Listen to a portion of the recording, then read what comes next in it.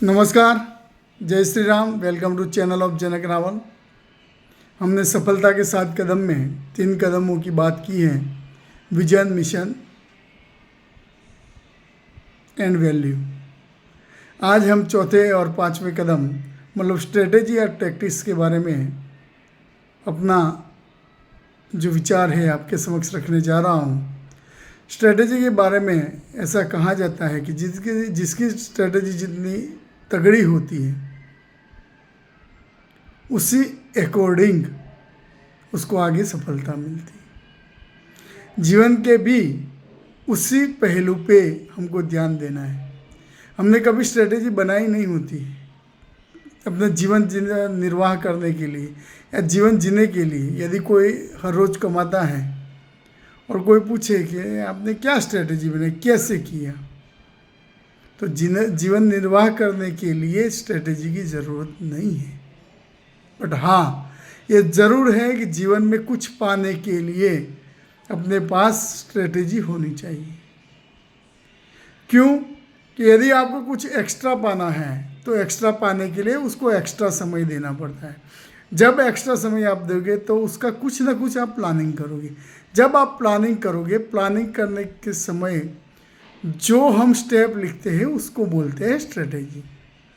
यदि हर साल लाखों स्टूडेंट, मान लो कोई यूपीएससी की तैयारी कर रहा है, कोई मेडिकल की तैयारी कर रहा है, कोई इंजीनियरिंग की तैयारी करता है, उसमें से कुछ चुनिंदा स्टूडेंट उसी अपना ध्येय प्राप्त करते हैं, तो इतना श्योर है कि उन्होंने जो लड़के सिलेक्ट नहीं हुए, जो क्वालिफाई नहीं हुए, उससे कुछ ना कुछ ज़्यादा किया होगा, या तो कुछ ना कुछ प्लानिंग ज़्यादा की है, कुछ ना कुछ मेहनत ज़्यादा की होगी। तो उसी अकॉर्डिंग स्ट्रेटेजी कुछ कंपनियों के बारे में हम बताए कि भाई ये कंपनियां कुछ समय में, बहुत शॉर्ट विंडो में बहुत सारा ग्रो हो जाती है।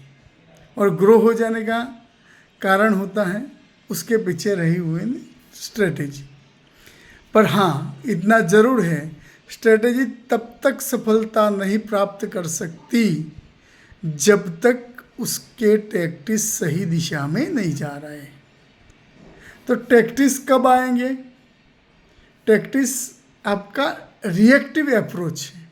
रिएक्टिव मतलब जो कंडीशन आई उसके मुताबिक आप उसी को हैंडल करते हो, और वही अपने स्ट्रेटेजी का पार्ट रहता है।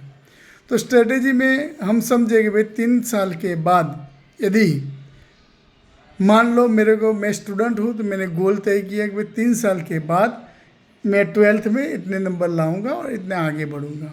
या तो मैं यूपीएससी की तैयारी कर रहा हूँ, 3 साल के बाद इतने सब्जेक्ट में इसी तरह से प्रीलिम पास करूँगा, मेंस पास करूँगा और फाइनल में जाऊँगा।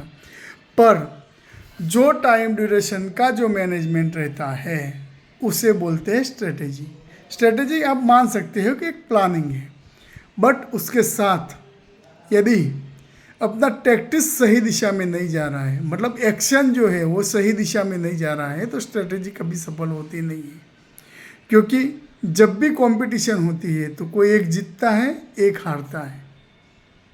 तो उसके मुताबिक, स्ट्रेटेजी के मुताबिक उतनी ही स्ट्रॉन्ग तरीके से जब अपनी टैक्टिक्स हो जाती है, और टैक्टिक्स के साथ तीसरा एक गुण और है जो आपकी ट्रिक। जब आपकी टैक्टिक्स एकदम सही दिशा में जा रही है तो आपको बहुत सारी ट्रिक आ जाएगी, जो ट्रिक की वजह से कभी कभी आप विजेता हो जाते हो, विनर हो जाते हो। जैसे यॉर्कर गेंद पहले के ज़माने में, मतलब जब हम क्रिकेट देखते थे, यॉर्कर गेंद शायद बहुत सारे लोग उसको प्लेट करके छोड़ देते थे, या तो अपनी विकेट बचाने का प्रयत्न करते थे। पर धोनी साहब जब से आए, उन्होंने यही यॉर्कर बॉल पे हेलीकॉप्टर शॉट लगा के अपनी ट्रिक दिखाई, तो उसको बोलते हैं ट्रिक। पर वो तब हो पाया जब उनकी टैक्टिक्स, उनकी स्ट्रेटेजी में जब दम था। तो स्टूडेंट के लिए भी ये जानना ज़रूरी है।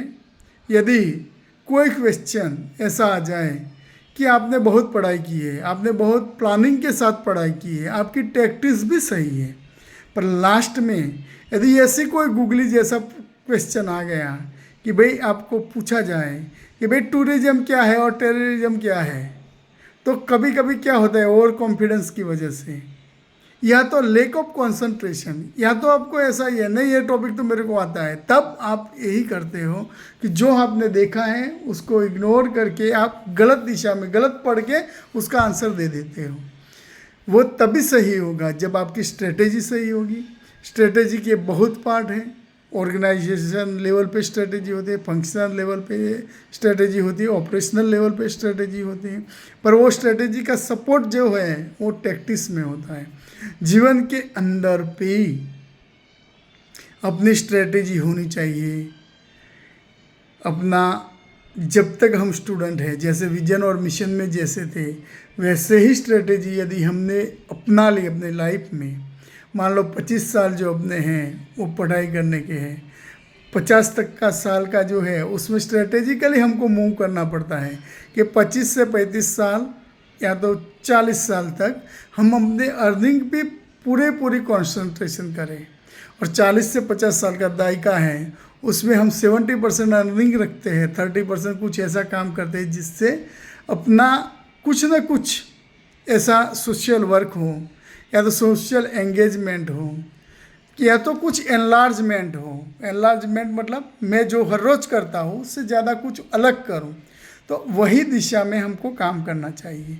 50 से 75 साल की जो उम्र होती है वो उम्र ऐसी होती है कि वहाँ हमको एंजॉय भी करना है, हमको सबकी केयर भी करना है और अपनी हेल्थ भी अच्छे से निभाना है। तो उसके लिए भी 25 साल की हमारे पास स्ट्रेटेजी होनी चाहिए, और स्ट्रेटेजी के साथ टैक्टिक्स भी होनी चाहिए। क्योंकि मेरे को हेल्दी रहना है, पर नहीं मैं चलने नहीं जाऊंगा, मैं योगा नहीं करूंगा, मैं खाना तो मुझे पसंद आएगा वही खाऊंगा, तो वो आपकी टैक्टिक्स सही दिशा में नहीं जा रही है।